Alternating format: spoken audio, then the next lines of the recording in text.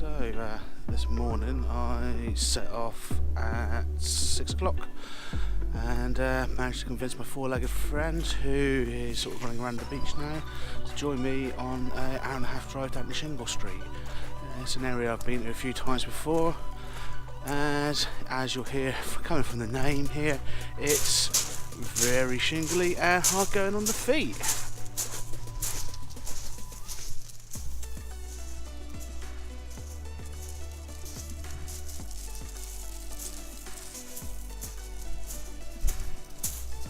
So I've been here a couple of times before. I've run a few workshops.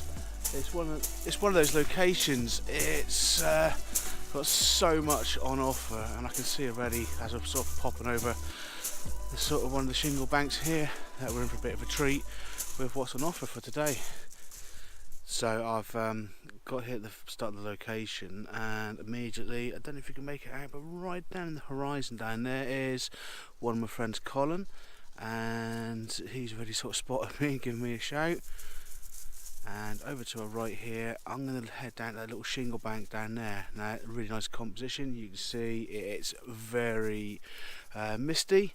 The light is not quite what I was expecting this morning, but this is a place that, regardless of the light, it just works. What I'm sort of thinking for here is sort of wider aperture, and we're going to sort of hopefully just run that distance when right on the horizon. It's all going to sort of blend into one due to the mist as well. You're not going to need much of an exposure here, so around about a second everything's going to be smooth. There's not a lot going on in the skies. There's no point dragging anything out really long.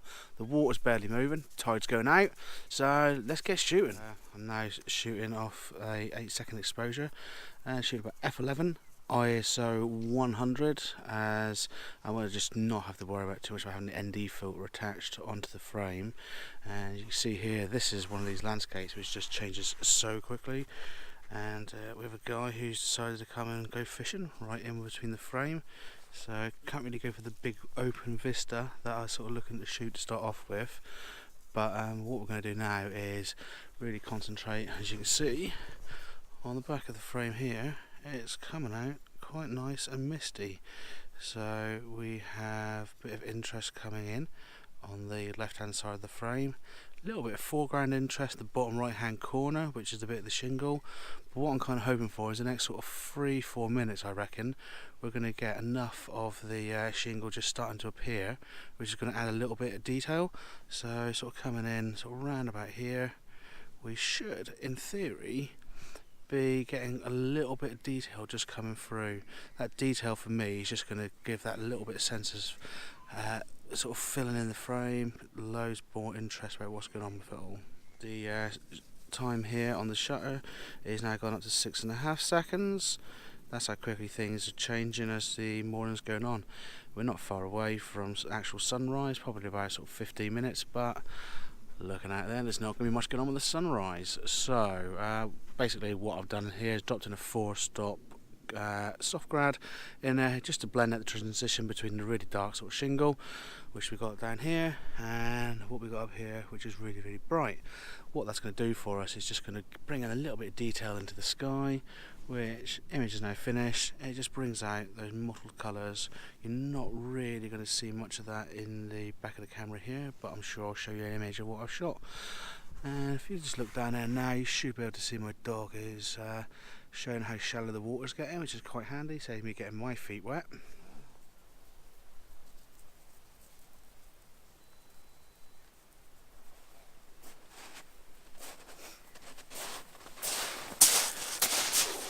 So I've decided to stick on a 6-stop filter now, and I'm going to go for a 2-minute exposure, see what we get with that, if my dog will actually stay out the frame. It's so still here, but you can see there, my filter pouch there, the filter pouch is just hanging there, not doing much. So I've moved the camera around and moved myself around as well to slightly different locations. So we've dropped down in height a little bit here. It's kind of good to keep sort of mixing things up a little bit here. Tide's gone right out. I've never seen the tide this far out here. It's pretty amazing. So this is the shot I've now got.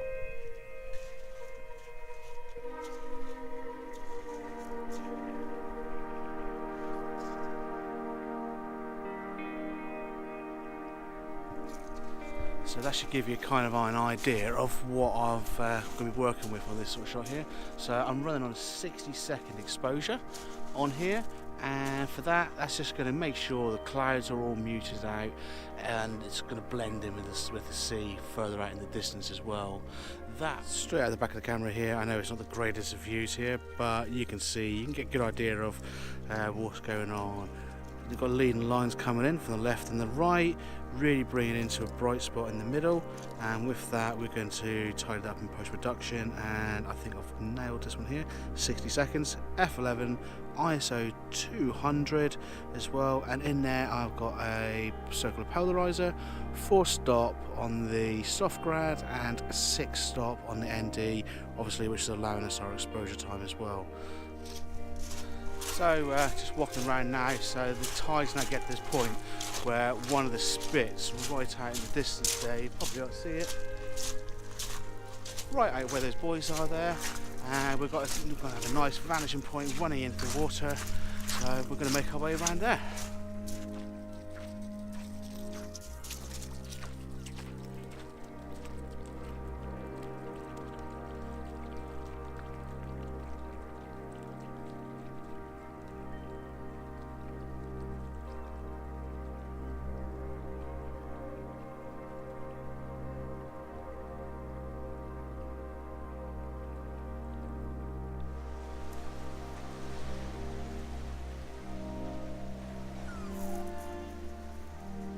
So this morning's location is quite an interesting one. We can see here the mist is just lingering a little bit, kind of what I was hoping for today, but it's quite grey. So what I'm now sort of thinking about doing is setting up my next shot and seeing if I can work from there. So just giving you a sort of 360 really of what's around. We've got the buoy over there, we've got the birds just coming, the cormorants I think my friend Colin was saying. They're landing over there. He's now just shooting just down there as the tide goes out, right on the point as well. We've got about 30 minutes left of the tide receding, and still sort of going around a little bit more.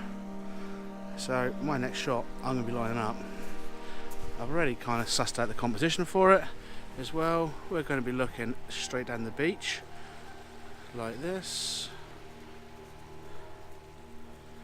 And I'm kind of looking at getting my composition sort of coming in really from round about here to about here,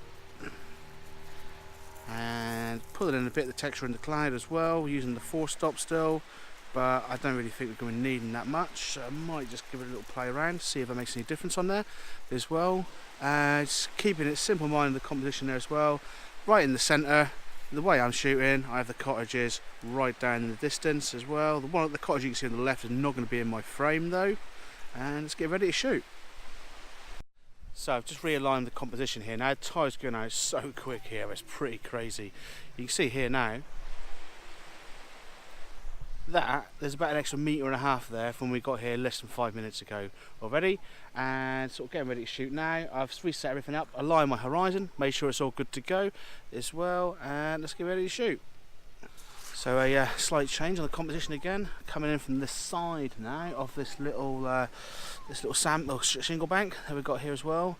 Just keeping a really close eye on the tide here as well. We've got about 13 minutes left until the end of low tide. You've got the turn there as well on the tide, but I ain't taking any chances here. I want to get to a second location today with dry feet, and I really am not fancying getting cold this time of year, even though it is a bit mild.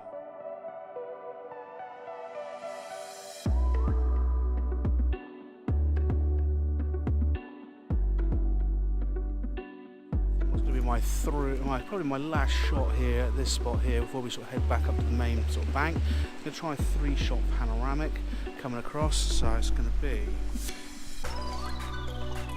1 shot, 2 shots, 3 shots. With that, going to stitch that together and hopefully have a really nice wide angle view going straight out to the sea in these beautiful corals.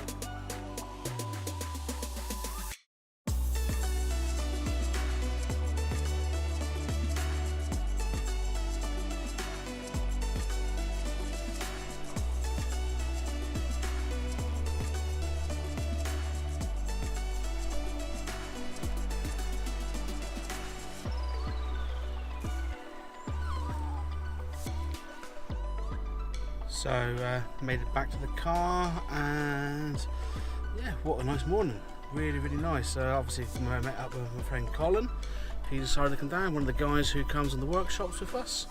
And the dog, who decided to, you probably heard moaning through most of the experience as well. She's now sat on the front, and I think she's wanting her heated seat put on, so we'll get those turned on as well. But yeah, a bit of reflection in the morning. So got up 5:30, drove down, kind of noticed a lot of cars are in the one light, sort of the one headlight brigade as well.